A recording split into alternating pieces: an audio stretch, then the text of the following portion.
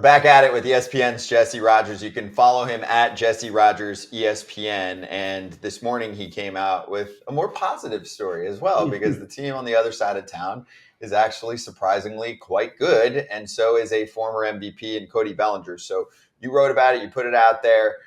Are you surprised at how good Cody has been this year for the Cubs? I've heard some of their front office guys say, hey, we knew that the defense and the base running would be there. And we didn't know what Cody would look like with his swing. I'm surprised how quickly it came together. I thought it would take more time, and he was really good in April, missed a month and came back just as good and even better since the All-Star break. I mean, EK and AJ, you guys can talk about this. I mean, Scott Boras was telling me for a year, just wait till his shoulder's better, wait till his shoulder's better. I'm like, all right. But I guess it's true, man, and you guys could talk about it. I mean, if you don't have strength in your shoulder and you're trying to get to every pitch at the major league level, it just wasn't working. He just did not have barrel control because his shoulder was so weak. And the pandemic and the lockout contributed.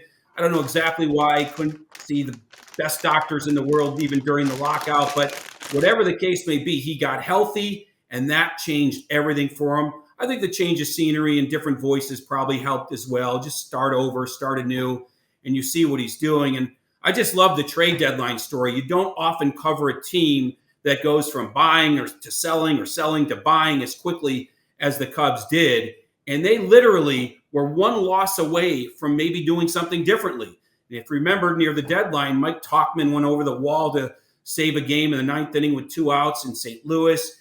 They scored 17 unanswered runs after being down 3-0 to Washington in one game. So if anything goes south on them, they may have been sellers. And it was all kind of through the eyes of Cody Bellinger. In fact, I like to joke that, with Yankee fans, the Cubs surge really tanked the Yankees because they were all in on Cody Bellinger. And I think he probably could have helped save that lineup because there's just no balance in New York. So it's a fun team to watch. And final point is we compare the White Sox to the Cubs here in Chicago. I mean, you think about organizations, here's an owner who will spend money, who will give the power to his baseball people to do what's necessary. The transition from Theo to Jed was pretty smooth, but Jed didn't stay in-house. He hired Carter Hawkins from Cleveland, an organization that knows how to develop pitching. And so Carter, who also helped bring in Dansby Swanson as Vanderbilt guys, he brings his expertise. I mentioned the Sox running at 75%. It feels like right now the Cubs are running at 100%, and it's showing up on the field in a big way. Wait, you said the Cubs spend money? So that'll be great for Bellinger, right? I mean, he's going to be number one on their list, right? Well, number two after Ohtani.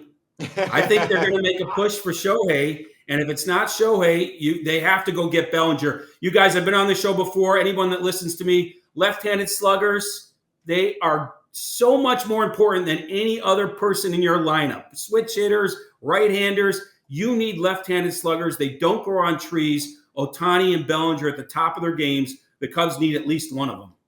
I want to follow this by saying, why not both?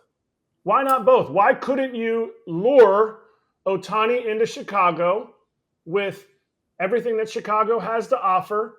And, oh, hey, by the way, yesterday, we just signed Cody Bellinger to $210 million. We have plenty of money left for you because we print money here on the north side. You sound like one of our sports radio callers in Chicago. Sign them both. That's not my money. Tom Ricketts is good at his job. As I just mentioned, I feel like he's a pretty good owner. He's not Steve Cohen, okay? He's not the Padres guy. So I don't know if he'd go that far, but it's a great idea. Look, every great team has more than one great lefty. Yordan Alvarez, Kyle Tucker, Kyle Schwarber, Bryce Harper. We could go down the list. The great teams have it because you see so many right-handed pitchers. You need left-handed slug. And even Bellinger is just one guy. Happ hasn't shown that kind of slug this year. So a Bellinger-Ohtani tandem, great. I just don't know how they pay for it. But look, the Cubs brand goes worldwide even more than it is if they sign Ohtani. So they could probably afford any two guys if they want.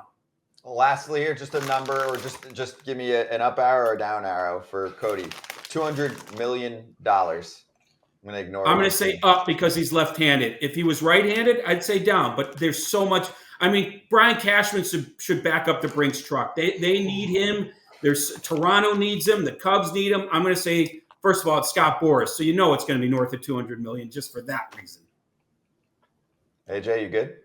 Yeah, I just wasn't listening. I was eating my candy pop, and Jesse was putting me to sleep with all this crap Cub talk. So Sorry that the team that's contending doesn't have as much drama going on right now. Jesse, it was really fun and timely to get you on here. Really appreciate it, man. Anytime. Be well, guys. Take care, AJ. See ya. Thanks, Jesse. See you, buddy. Enjoy your snack, AJ. Thank you, Jesse Rogers. Give him a follow. Check out that story